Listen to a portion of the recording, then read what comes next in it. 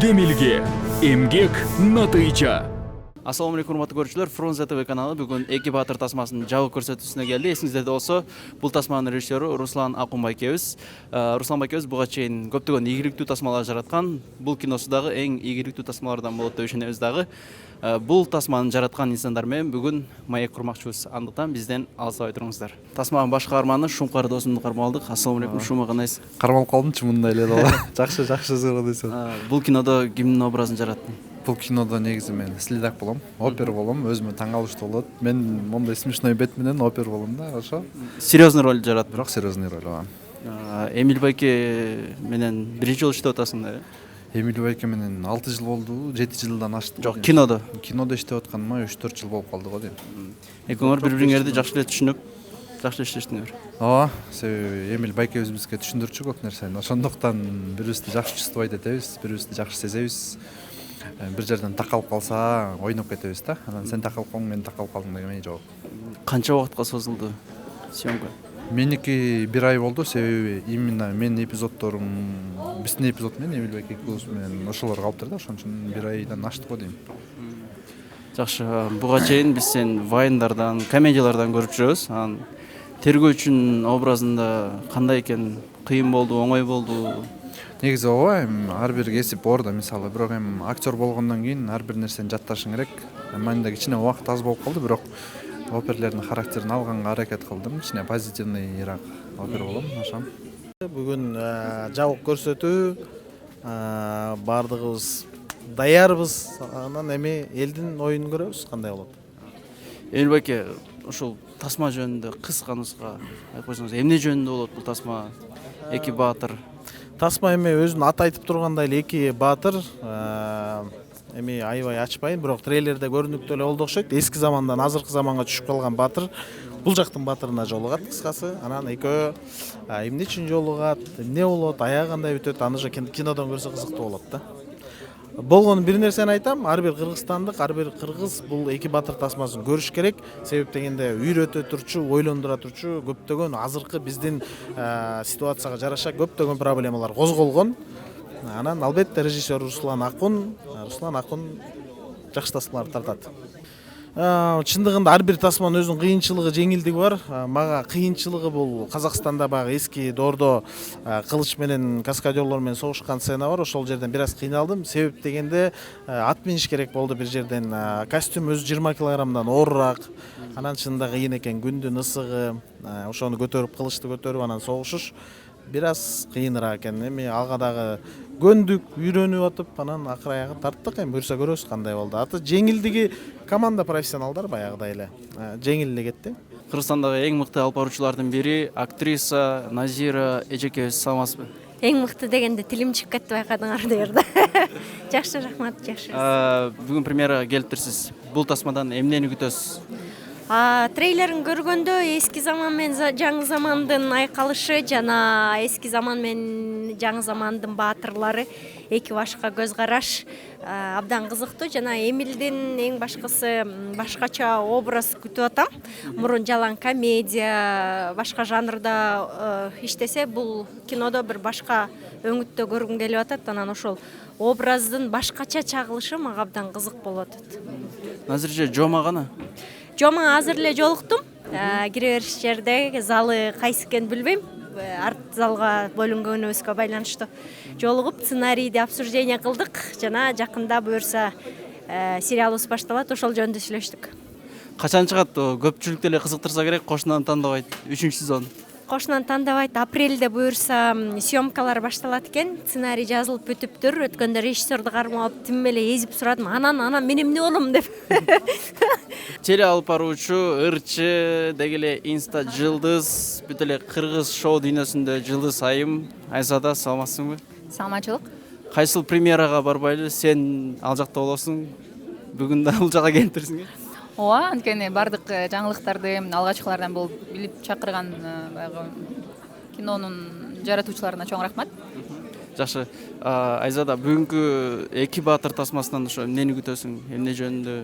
Мен үчүн эле баягы тышкы баннери аябай кызыктуу болду. Же тарыхый тасмабы, же азыркы замандын тасмасыбы, айтор мындай мен үчүн жомок, мындай сырсандык болуп атат. Ошол себептерден мындай тасма күтөм деп айта албайм, бирок эми Руслан Акун агабыз тарткан тасмалардын деңгээлин билебиз. Ошол деңгээлин түшүрбөй турган, андан да көтөрө турган тасма болуш керек деп ойлойм.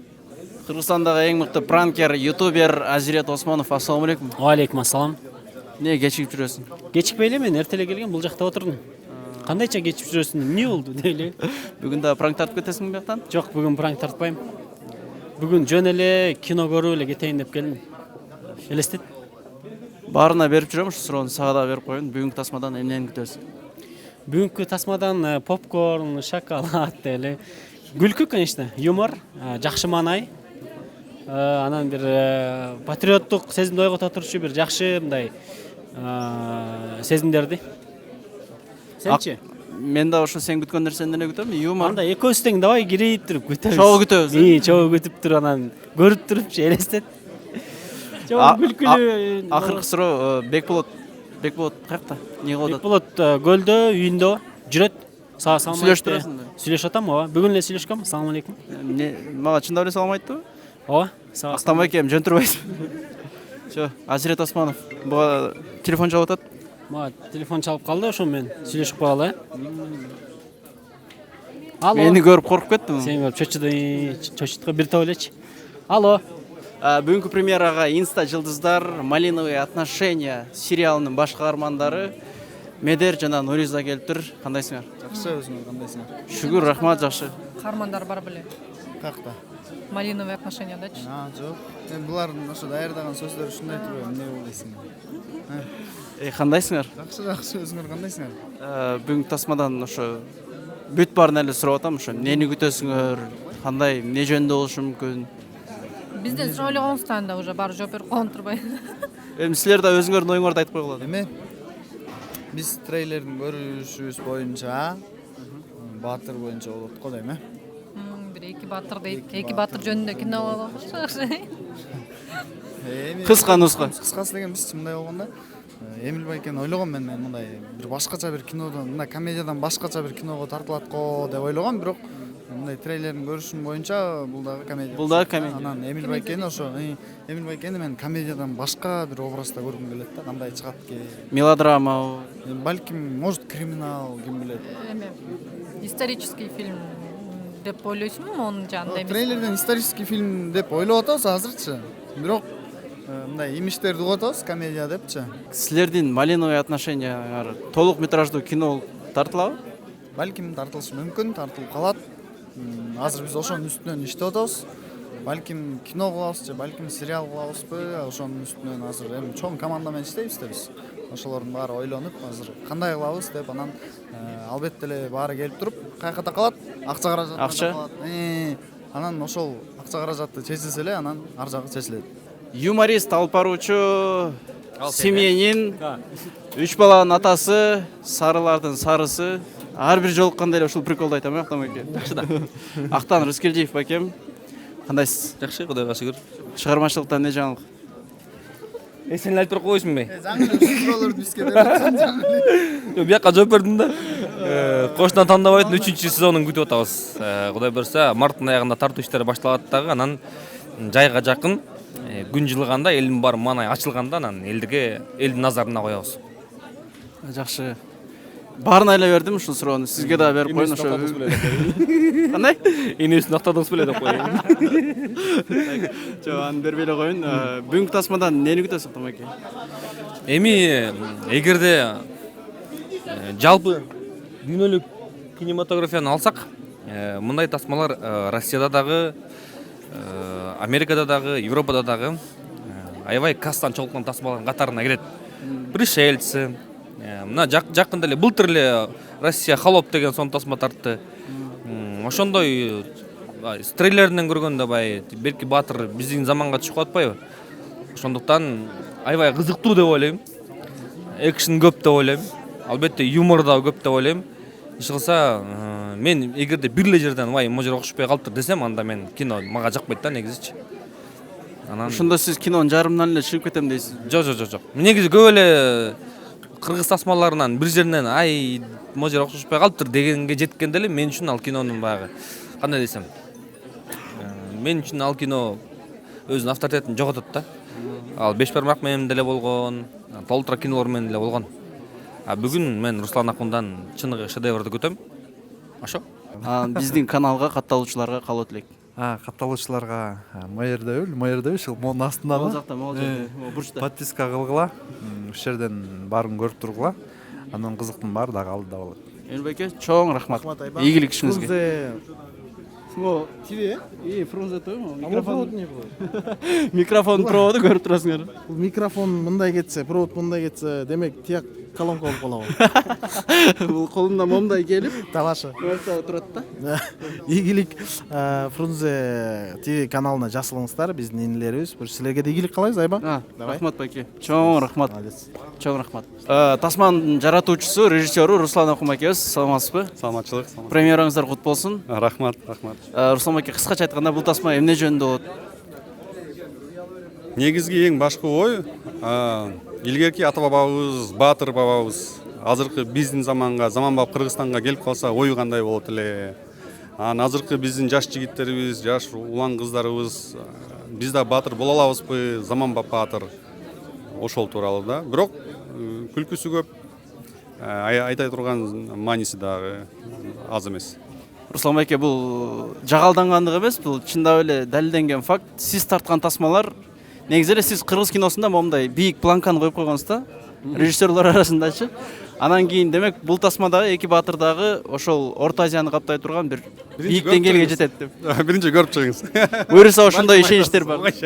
Бул болбойт экен. Жок, мага бүт эле кинолоруңуз жагат мындай. Чындап айткандачы. Анан бул тасмада ким көбүрөөк кыйнады, Шумкарбы же Эмил байкеби? Негизи кыйнаган эле бул бир четинен мындайча айтканда дагы сценарий болду да. Анткени ойлонуп көпүндү жазып отурганымда ойлоп көрсөм, мисалы үчүн биз ата бабалар жөнүндө аны мындай өтө мазактап, мындай элди күлдүрүш үчүн андайга бара албайбыз да. Бирок күлкүмүштүү юмору дагы мындай кенен болуш керек. Ошол жагынан кыйналды да. Ар бир актер өзүнүн чеберчилиги менен, адискөйлүгү менен алар менен иштеш бул бир эле рахат да. Анан биздин команда болсо такшалган, канча деген проекттерди көргөн, ысык суукка чыдап, мындай нукура кыргыз жаштары да. Ошо. Акыркы суроо, эгерде сыр болбосо, бюджет канчага барып такалды? Канча каражат кетти бул тасмага? Бюджет азыр ушу 7 миллионго жакындап калды. 7 миллион сом. 7 миллион сомго жакындап калды. Азыркы учурда дагы мындай тарыхый жерлерди да чагылдырыш өтө мындай кымбат деле болот экен. Реквизит жактан. Реквизит жактан, ошол эле мисалы үчүн жанагы эски шаарчаны ошону ижарага алганы деле, баягы эми биз да билебиз жанагы съемкага, съемка учурунда дагы атайын чектелүүлөр болду, ошолорду дагы колдоп, эме мындайча айтканда ошого киночулар түшүнөт. Эгерде бюджетим кенен болсо, толук эле тарыхый тасма тартмакмын да. Жакшы. Бияка келтирбей эле баатырды. Күнүбүз болгону чыкканда анан кийин ойлонуп, монтеп алып, кетерсе баштады. Эң тасмабыз жакшы болду деп ойлойм. Микрофон кесүүлүү атабы же кандай болот атчы? Мага жакшы болбой атат да. Эми көңүлдүү көрүп алабыз. Эңиси өзүбүздүн маанайыбыз үчүн бир кадр колчап коюш керек. Кадр колчап коюш. Мен өзүм ырайчылыгымды жалпы командага, менин үй-бүлөмө, өзүмдүн командама ырайчылык билдирем жана терең ырайчылык Руслан Акунбайкебизге канчалар болсун. Биз үчүнчү проект иштешип жатабыз жана кийинки сөздү сиз артка качып кетпейсиз го. Шума деп коелу. Шума канчалар болсун. Далы 80-ге 5, 40 квадрат чыгат экен да ошондо. Канчалар болсо Шумкар дейишет. Салам алейкум, жалпы баарыңыздарга келтиргениңиздер үчүн чоң рахмат. Мен негизи эле көп сөйлөй албайм. Ошон үчүн жалпы Жалматта Руслан байкеге жана алтындай болгон убактыңызды бөлгөнүңүздөр үчүн чоң рахмат. Бүгүн кино кичине башкача болот, өзүм деле сырдап атам. Анан жакпаса айтасыңар да качып кетесиз. Чоң рахмат.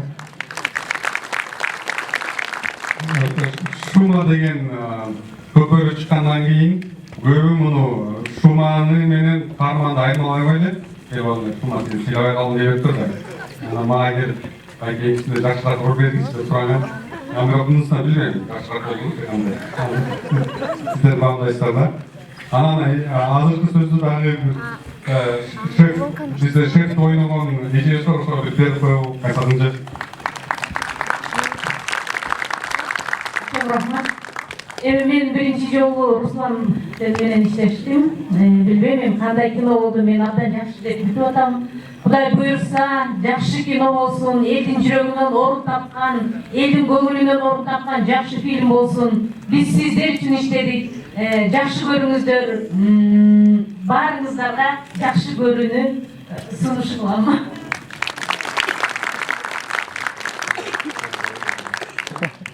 Мен кайдедим? Колдап болгон.